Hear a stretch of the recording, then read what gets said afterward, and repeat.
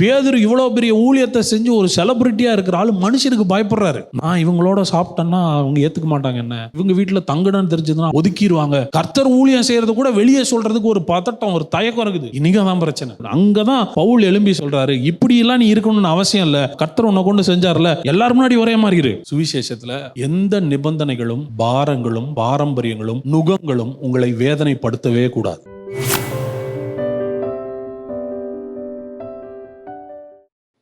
நீங்க கேட்கிற சுவிசேஷத்தை குறித்து ரொம்ப ஜாக்கிரதையா இருக்கணும். இயேசு பாருங்க, சில இடங்கள்ல சில விஷயத்தை ரொம்ப அழுத்தி சொல்லி பி கேர்ஃபுல் அப்படின்னு ரொம்ப எச்சரிக்கிறார், வார்ன் பண்றார். அப்படி வார்ன் பண்ணதுல ஒரு முக்கியமான விஷயம் என்னன்னா, நீங்கள் கேட்கிறதை குறித்து ஜாக்கிரதையா இருங்கள். எந்த அளவினால் அளக்கிறீர்களோ அந்த அளவினால் தான் உங்களுக்கு என்ன பண்ணப்படும், அளக்கப்படும். ஹியரிங் ரொம்ப ரொம்ப முக்கியம். என்ன சுவிசேஷத்தை கேட்டு வளர்றீங்களோ அந்த சுவிசேஷம் தான். மனுஷனை பிரியப்படுத்துகிற சுவிசேஷத்தை கேட்டுறாதீங்க.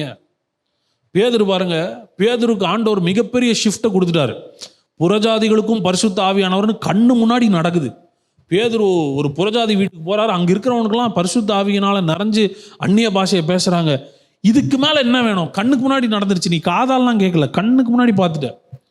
ஆனாலும் மற்ற சீஷர்கள் வரும்போது இந்த பேதுரு என்ன பண்றாருன்னா, அந்த புறஜாதி வீட்டில் சாப்பிட மாட்டேங்கிறார், அவங்களோட மிக்ஸ் ஆக மாட்டேங்கிறார். அப்போ எந்த அளவுக்கு மனுஷனுடைய நியதி அங்க இருந்திருந்தா, பேதுரு இவ்வளோ பெரிய ஊழியத்தை செஞ்சு ஒரு செலிபிரிட்டியா இருக்கிற ஆள் மனுஷனுக்கு பயப்படுறாரு.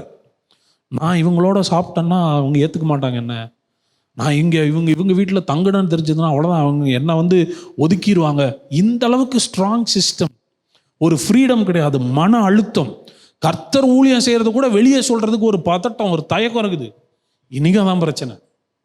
சரியான சுவிசேஷம் வந்துச்சுன்னா உங்களை மனதளவிலும் உங்களுடைய செயலிலும் ஒரு மிகப்பெரிய விடுதலை கொடுக்கும். அங்கதான் பவுல் எழும்பி சொல்றாரு, இப்படியெல்லாம் நீ இருக்கணும்னு அவசியம் இல்லை, நீ அவங்களுக்காகலாம் 2 வேஷம்லாம் போட வேண்டாம், கர்த்தர் உன்னை கொண்டு செஞ்சார்ல, எல்லாரும் முன்னாடி ஒரே மாதிரி இரு. அவங்க வர்றப்ப நீ இவங்கள்ட்ட பேசாம, அவங்க போனதுக்கப்புறம் இங்கே பேசி ஊழியம் செய்யுது, உன் மூலமா கர்த்தர் செய்யறதை கர்த்தர் செஞ்சுட்டான், இது கர்த்தர் தானே செஞ்சாரு, தைரியமா சொல்லு. சுவிசேஷத்துல எந்த நிபந்தனைகளும் பாரங்களும் பாரம்பரியங்களும் நுகங்களும் உங்களை வேதனைப்படுத்தவே கூடாது.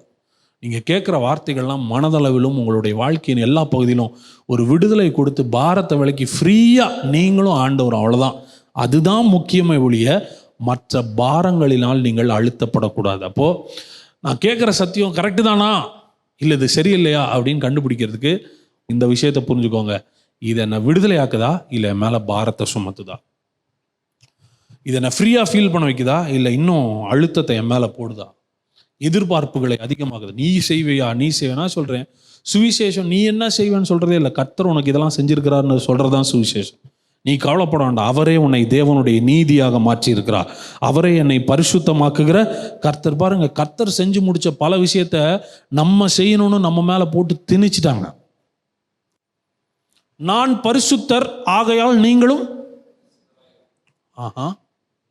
நான் பரிசுத்தர் ஆகையால் நீங்களும் பரிசுத்தராக இருங்க. இந்த ஒரு வசனத்தை எடுத்துட்டு கர்த்தர் பரிசுத்தர் அதனால நீங்களும் என்னவா இருக்கணும்ட்டாங்க, பரிசுத்தராக இருக்கும். நான் மனிதன் அதனால எனக்கு பிறக்கிற பிள்ளையும் எப்படிதான் இருக்கும், மனுஷனாக தானே இருக்கும். இப்போ அதுக்கு ஏதாவது அது பிரயாசப்படுமா? என்னால் பிறந்தது என்ன போல இருக்கும்ல. இந்த அண்டர்ஸ்டாண்டிங்கில் அந்த வசனத்தை பாருங்க. நான் பரிசுத்தர் ஆகையால், நான் பரிசுத்தர் ஆகையால் நீங்களும் பரிசுத்தராக இருங்கள்ல, பரிசுத்தராக இருப்பீர்கள்.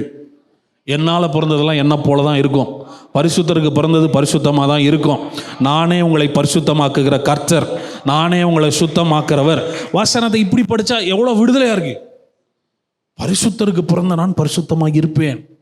இதை என் மேலே இருக்கிற பாரத்தை இது இப்போ கேட்ட வசனம் வெளியே கொண்டு போகுது. இதே கர்த்தர் பரிசுத்தராக இருக்கிறது போல நீங்களும் எல்லாவற்றிலையும் எப்படி இருக்கணும், பரிசுத்தமாக இருக்கணும்னா அப்படியே ஒவ்வொன்றும் அட்டி, ஐயோ அப்படியா, இதில் பரிசுத்தம், அதில் பரிசுத்தம், அவரை மாதிரி. இப்போ பாரத்தை என்ன பண்ணிக்கிறோம், நம்ம மேலே பாரத்தெல்லாம் இறக்கி வை, உன்னை பரிசுத்தமாகிற கர்த்தரே நான் தாங்கிறார். சுவிசேஷம் இப்படி தான் உங்களை விடுதலையாக்கும். நீங்கள் கேட்குற சுவிசேஷம் பயந்து கிடக்கிற சூழ்நிலையிலேருந்து உங்களை விடுதலையாக்குமே ஒழிய நல்லா வர்றவனை கூட பயப்படுத்தாது. அவரே நம்முடைய ரட்சிப்பு, அவரே நம்முடைய மீட்பு, அவரே நம்முடைய பரிசுத்தம்ங்கிறார். ஆமென்.